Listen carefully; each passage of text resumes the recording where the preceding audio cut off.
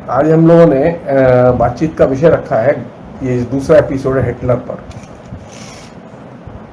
गुमनाम हिटलर और जर्मनी का अराजक लोकतंत्र। और ये बात जब हम आपसे कर रहे हैं तो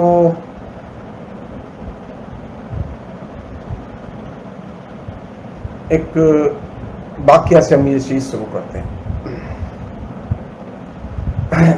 ये घटना है 10 नवंबर 1918 की।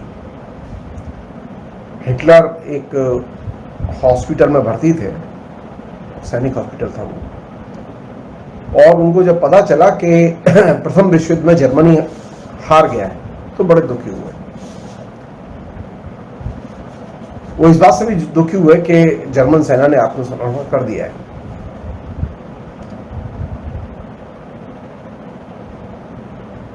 हिटलर का ये मानना था कि जर्मनी इसलिए नहीं हारा कि उसके पास सैन्य शक्ति नहीं थी,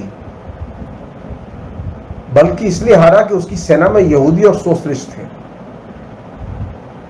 इन दोनों में साहस और वीरता का अभाव था, इसलिए जर्मनी हारा। ये लोग जर्मन सेना और देश के प्रति वफादार नहीं थे।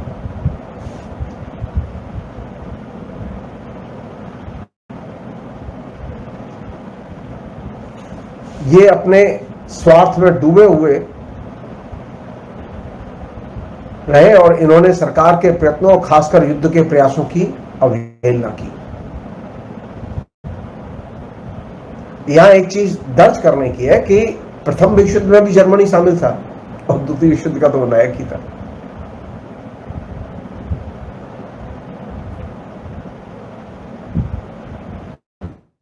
जानने की कोशिश नहीं कर रहे थे कि जर्मनी क्यों हार गया प्रथम विश्व युद्ध में।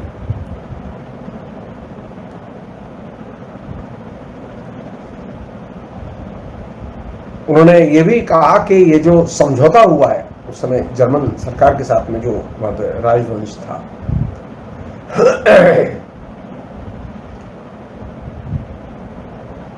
उससे देश का अपमान हुआ है। और ये जो समझौता है ये देश के लिए, जर्मनी के लिए विध्वंसक है। यानी उस समय हिटलर का मानना था कि सभी बुराइयों की और आर्थिक मुसीबतों की जड़ वो समझौता था जिसके तहत जर्मनी ने प्रथम विश्व युद्ध में समर्पण किया था। और दूसरी चीज जो हिटलर ने उस हॉस्पिटल में, क्योंकि प्रथम विश्व युद्ध में सैनिक के तौर पर हिटलर लड़ चुके थे,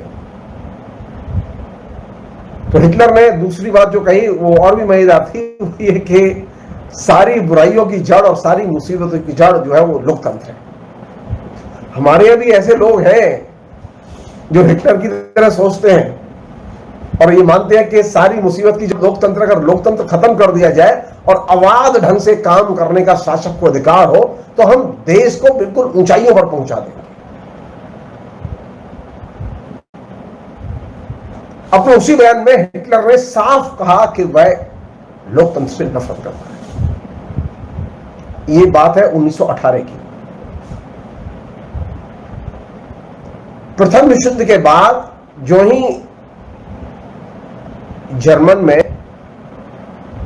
राष्ट्र में राजशाही का अंत होता है और लोकतंत्र की स्थापना होती है,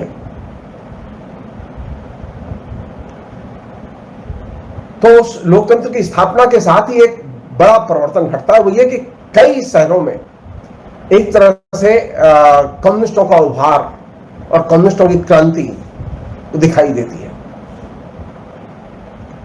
वो बर्लिन और दूसरे शहरों में कम्युनिस्ट लगातार ये कोशिश करते हैं कि जर्मनी को सोवियत संघ जैसा बनाया जाए।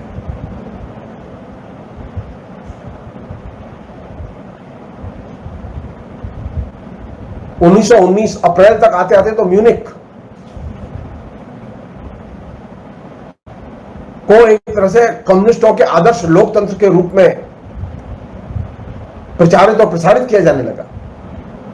यानी जब जर्मनी में लोकतंत्र की शुरुआत हुई तो उस शुरुआत के साथ ही वहां पर बड़े पैमाने पर कम्युनिस्टों ने अपनी राजनीतिक गतिविधियां शुरू कर दी।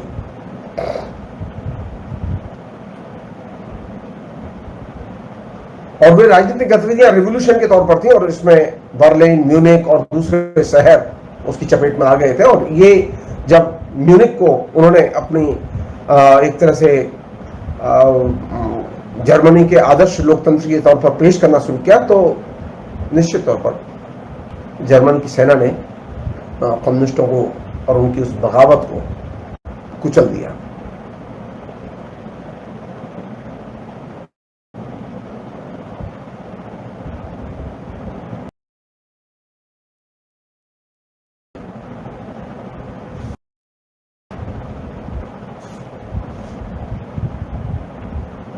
लिबरेटेड सैनिक के तौर पर देखा गया, और ये बात सब लोग कहने लगे कि जर्मनी में बड़े पैमाने पर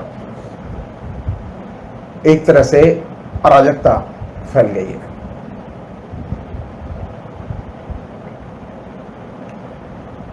पूरी तरह से जर्मनी जो है 1919 तक जाते जाते गृह युद्ध की चपेट में आ चुका था। हिटलर को उस समय कोई नहीं जानता था।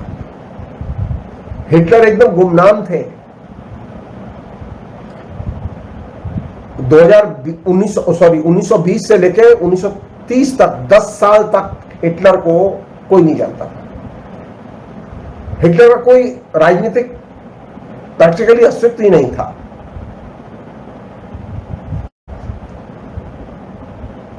उन्नीस में जो चुनाव हुए, उसमें चुनाव में यह था कि जो सरकार चुन के आएगी वो सरकार ही नहीं बनाएगी, खाली वो देश का संविधान भी बनाएगी। इसलिए वो चुनाव बहुत महत्वपूर्ण थे। मुसीबत यह थी कि उस समय देश में कंप्लीट अराजकता छाई हुई थी।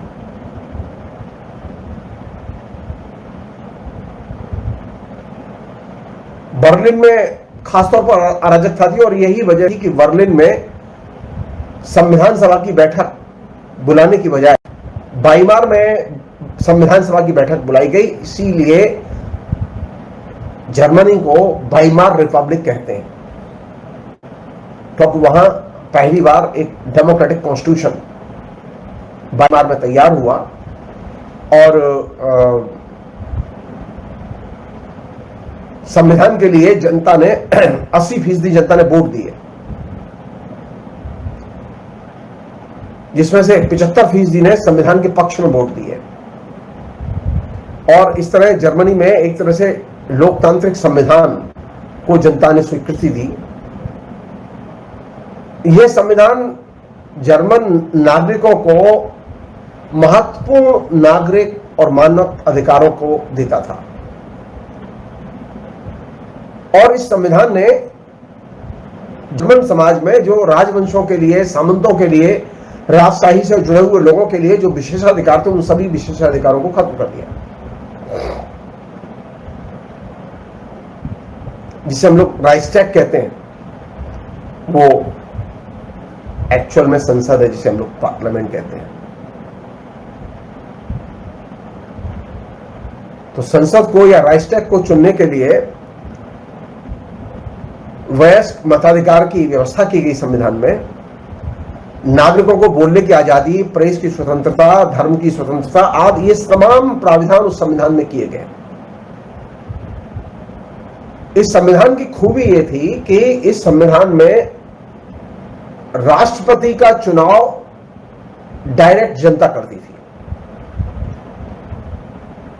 और राष्ट्रपति 7 साल के लिए चुना जाता था। संसद का चुनाव भी जनता करती थी, और संसद भी 7 साल के लिए चुनी जाती थी। क्योंकि ये संदेह था कि पार्लियामेंट्री डेमोक्रेसी ठीक से काम नहीं कर पाएगी, इसलिए ये सोचा गया कि राष्ट्रपति के जरिए अलग से काम किया जाए, राष्ट्रपति अलग से काम करते रहे, संसद में कुछ भी हो तो राष्ट्रपति को एक तरह से संसद की कार्य प्रणाली से एक तरह से अलग करके स्वतंत्र अबाध अधिकार दिए गए, वो कुछ भी काम कर सकते थे। यहां तक कि वे चांसलर का अपॉइंटमेंट और चांसलर का की बर्खास्तगी भी खुद कर सकते थे। तो राष्ट्रपति के पास में जो व्यापक अधिकार मिले, ये सारे के सारे अधिकार जनता में आम सहमति बनाने में सफल रहे। लेकिन जो राजनीतिक दल थे उनके बीच में इसको लेके सहमति नहीं बन पाई थी।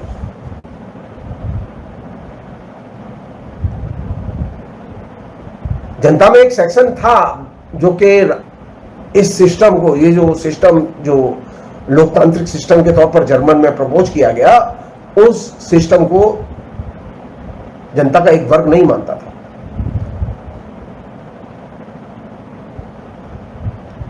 स्थिति यह थी कि प्रथम विश्व युद्ध के पहले तक और प्रथम विश्व युद्ध के दौरान भी जर्मन शासन को वहां का राजा चलाता था, और राजा चूंकि शिखर से चलाता था इसलिए वहां नीचे कोई डेमोक्रेटिक सिस्टम नाम की कोई चीज एग्जिस्ट नहीं करती थी।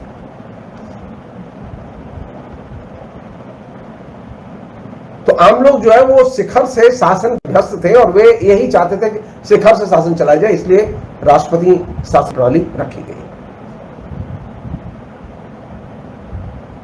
मुश्किल यह थी कि युद्ध के बाद में जब लोकतंत्र स्थापित हुआ तो उसके कामकाज के तौर तरीके और लोकतांत्रिक मूल्यों का जर्मन समाज में व्यापक स्तर पर भाव था, क्योंकि आम सहमति बनी नहीं पाई डेमोक्रेसी को लेकर, डेमोक्रेटिक कॉन्स्टिट्यूशन को लेकर, डेमोक्रेटिक राइट्स को लेकर आम जनता में सहमति बनी नहीं पाई। आम जनता चूंकि पहले राजा अधिनायकवादी तरीके से काम करता था, इसलिए आम जनता जो है लोकतांत्रिक तरीके से काम के शैली के प्रति ज्यादा आकर्षित नहीं थी।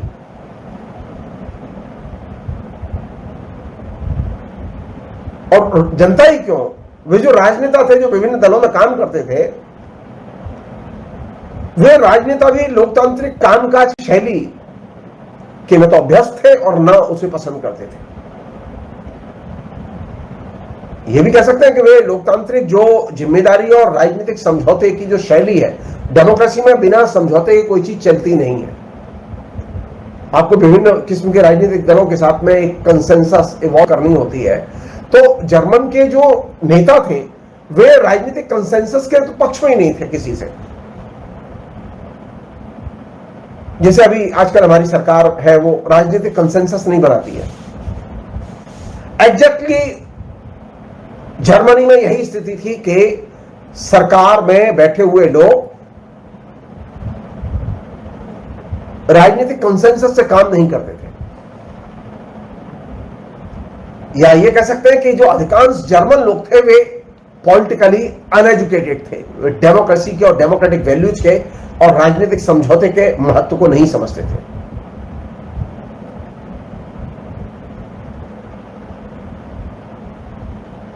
जब पहली बार चुनाव हुआ और ये चुनी संसद, तो उस संसद में किसी के पास बहुमत नहीं था,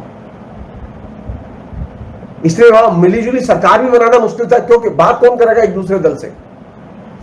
भारत में जो भी स्थिति है विपक्ष की, वो ठीक जर्मन में जो स्थिति थी वैसी ही स्थिति है कि अब विपक्ष के लोग एक दूसरे से बात नहीं करने को लिए तैयार, कोई समझौता नहीं करते, कोई अलायंस नहीं करते। तो वहां मिलीजुली सरकार बनाना भी मुश्किल था।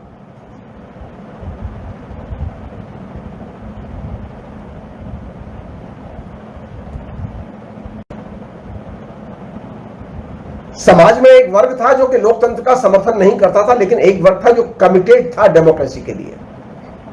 भारत में भी ये स्थिति है कि एक वर्ग है जो कि लोकतंत्र को एकदम नापसंद करता है और वो उसे डिक्टेटरशिप चाहिए। ऐसे लोगों को हमने इमरजेंसी में भी देखा, ऐसे लोगों को हम आज भी देख रहे हैं। वो डिक्टेटरशिप पसंद करते हैं। संयोग की बात थी, वे डिक्टेटरशिप पहले पसंद करते थे कांग्रेस इंदिरा गांधी के नेतृत्व में, आजकल पसंद करते हैं बीजेपी के नेतृत्व में। वो चाहते हैं डिक्टेटरशिप के तौर पर पीएम काम करें।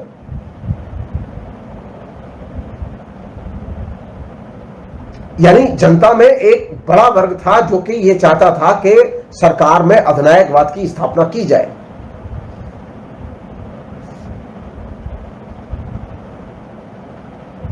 उस समय जर्मनी में यह भी स्थिति थी कि वहां जो पुरानी डेमोक्रेसी, वो नौकरशाही थी, वो नौकरशाही जो है वो नए लोकतांत्रिक प्रशासन के साथ में कोऑपरेट नहीं कर रही थी, क्योंकि पुरानी जो नौकरशाही थी जो कि राजतंत्र से जुड़ी हुई थी, उसके विशेष अधिकार थे उस समय, लेकिन अब डेमोक्रेसी में कोई विशेष अधिकार उनके पास नहीं थे, तो वे कोऑपरेट नहीं कर रहे थे।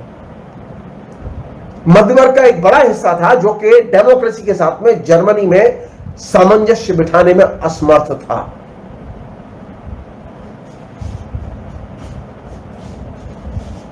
वे देख रहे थे कि डेमोक्रेसी की शक्तियों का कम्युनिस्टों ने दुरुपयोग किया है।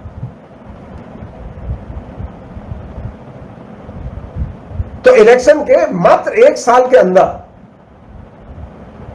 मध्य वर्ग और निम्न मध्य वर्ग के लोगों ने लोकतंत्र से अपना समर्थन वापस ले लिया। वे ये मानते थे कि उनकी आर्थिक तबाही के लिए लोकतंत्र जिम्मेदार है।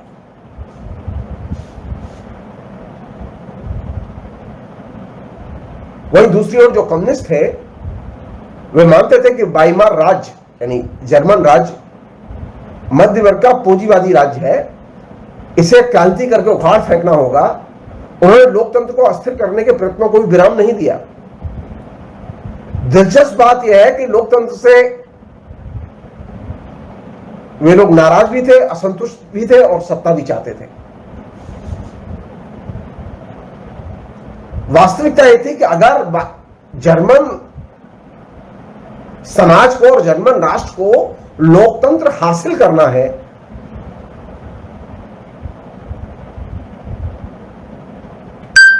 तो जब तक अधिकांश मजदूर और किसान संगठन और सोशलिस्ट और कम्युनिस्ट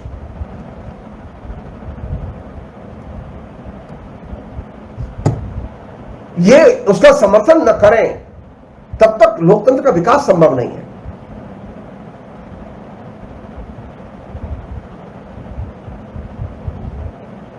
लेकिन जर्मनी में कैथोलिक थे, अल्पसंख्यक थे, ईसाइयत को मानने वाले लोग थे, वे लोकतांत्रिक संविधान के समर्थक थे। लेकिन जो रिपब्लिकन थे और उनके जो हमदर्द थे वे उस समय अल्पसंख्यक थे और जाहिर है कि सरकार चलाने में वे एकदम असमर्थ थे। वे कोशिश कर रहे थे कि लोकतांत्रिक ढंग से काम करें, लेकिन ये काम करना संभव नहीं था, क्योंकि जो विभिन्न राजनीतिक दल डेमोक्रेसी में पार्टिसिपेट कर रहे थे उनकी डेमोक्रेसी में कोई आस्था नहीं थी, वे लोकतांत्रिक कार्यप्रणाली को जानते नहीं थे।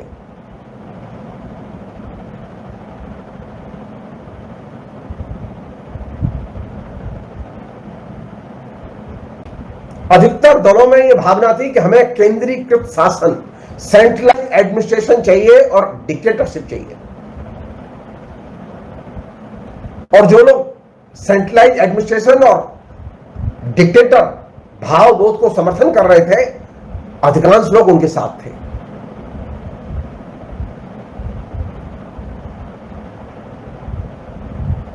लेकिन मुसीबत यह थी कि डेमोक्रेसी को चलाने के लिए आप अधिनायकवादी तरीके से चला नहीं सकते, उसके लिए आपको संसद में बहुमत की जरूरत है।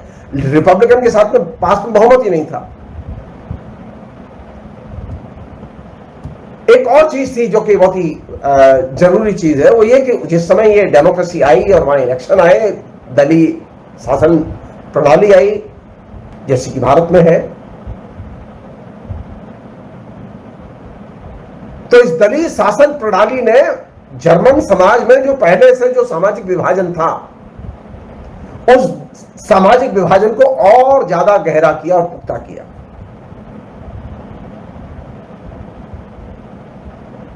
प्रत्येक दल अपने अपने, जैसे हमारे यहां है, कुछ लोग हैं जो यादवों को आकर्षित करते हैं, कुछ लोग हैं जो सिर्फ हिंदुओं को आकर्षित करने में लगे हैं, कुछ लोग हैं जो सिर्फ मुसलमानों को आकर्षित करने में लगे हैं, कुछ लोग हैं जो सिर्फ दलितों को आकर्षित करने में लगे हैं। ये जो बीमारी है, ये बीमारी वो है जो कि 1919-20 में जर्मन समाज में थी।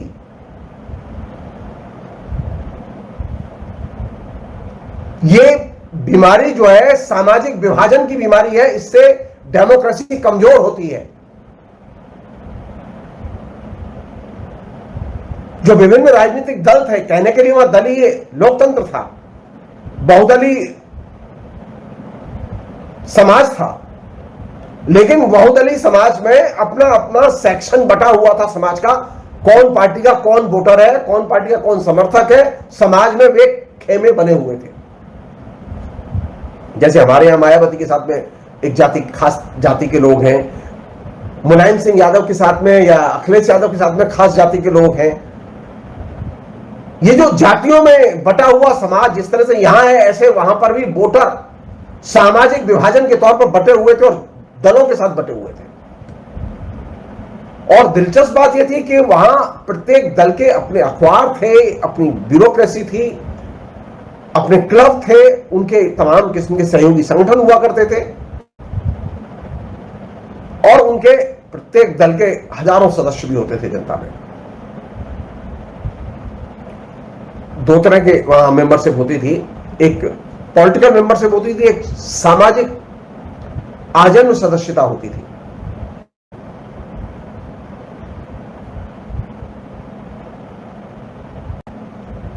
और जो मतदाता थे वो पार्टी लाइन पर, जो जिस पार्टी का है वो उसी को ही वोट देता था, मतलब अब वो पार्टी लाइन क्रॉस नहीं करता था।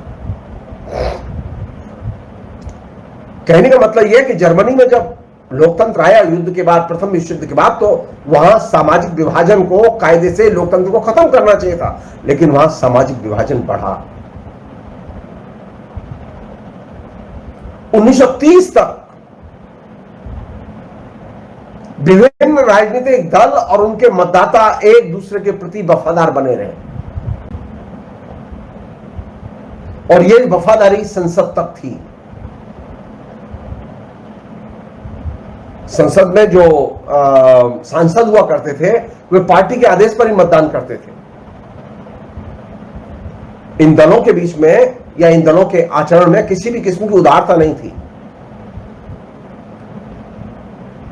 दिलचस्प बात यह थी कि ये जो दल थे जर्मनी में 1919 से लेकर 1930 तक, ये विभिन्न राजनीतिक दल एक दूसरे को शत्रु की तरह देखते थे। इसके कारण जर्मनी में संसदीय संकट और ज्यादा गहरा हुआ और वाइमार रिपब्लिक या जर्मन का लोकतांत्रिक राज्य एकदम बौना नजर आने लगा। 1930 के पहले तक नाजी यानी हिटलर और उनकी पार्टी जर्मन समाज में एकदम महत्वहीन थे, उनका कोई महत्व नहीं था।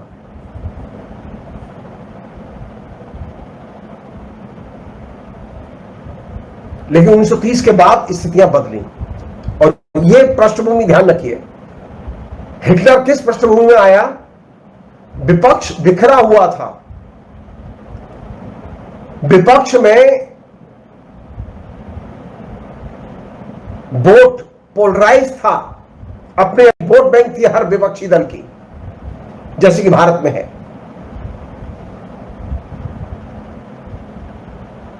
वैसी स्थिति में लोगों में एक बड़ा सेक्शन था जिसकी डेमोक्रेसी में कोई आस्था नहीं थी।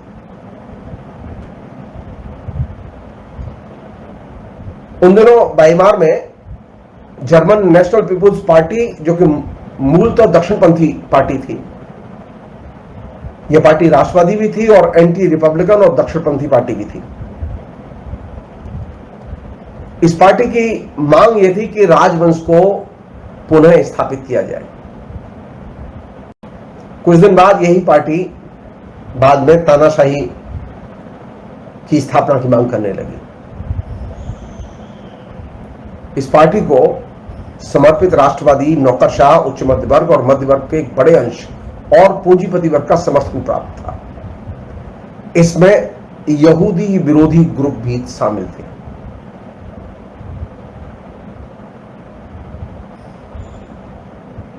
जर्मन नेशनल पीपुल्स पार्टी का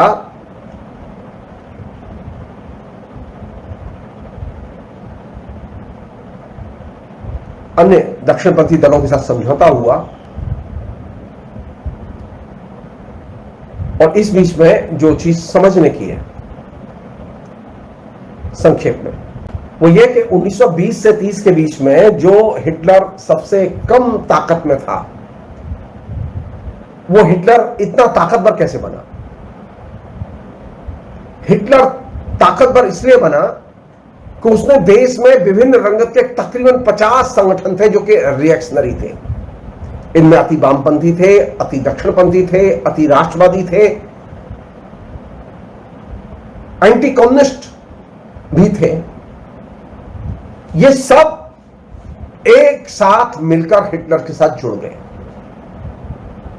हिटलर जिस पार्टी को रिप्रेजेंट करते थे उसकी जनता में कोई साख नहीं थी, लेकिन ये जो तमाम विभिन्न किस्म के जो धड़े थे 50 संगठनों के, इनका कहीं ना कहीं कोई ना कोई वोट बैंक था, और ये वोट बैंक मिलके उसने एक अलायंस तैयार किया।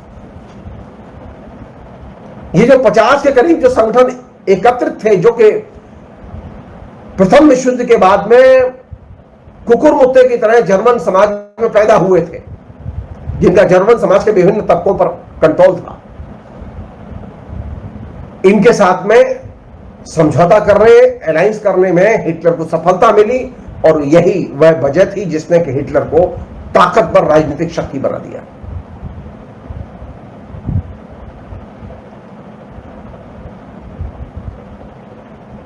ये भी कह सकते हैं कि हिटलर ने जितनी भी एंटी डेमोक्रेटिक, एंटी कम्युनिस्ट जो फोर्सेस हैं, उनको एकत्रित करने में सफलता हासिल कर ली। क्यों सफलता हासिल कर ली? क्योंकि हिटलर की जो सामान्य प्रकृति थी, उसका जो सामान्य स्वभाव था, उसमें लोकतंत्र के लिए कोई जगह नहीं थी।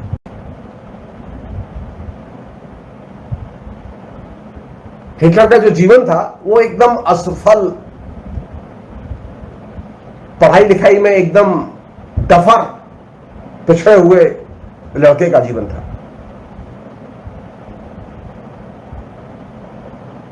तो हिटलर जो ताकतवर बने राजनीति में 30 और उसके बाद, उसका बड़ा कारण था जर्मन समाज में प्रतिक्रियावादी, राष्ट्रवादी और उग्रवादी एंटी कम्युनिस्ट जो 50 के करीब संगठन थे, उन संगठनों को वो अपने साथ लाने में सफल रहे, और इसने एक बहुत बड़ा आधार तैयार किया।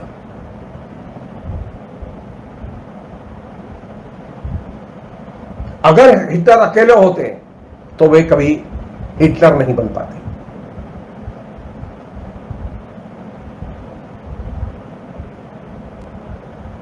हिटलर के बचपन, हिटलर की जवानी, हिटलर का राजनीतिक दृष्टिकोण कैसे विकसित हुआ, इसकी चर्चा हम लोग अगले एपिसोड में करेंगे।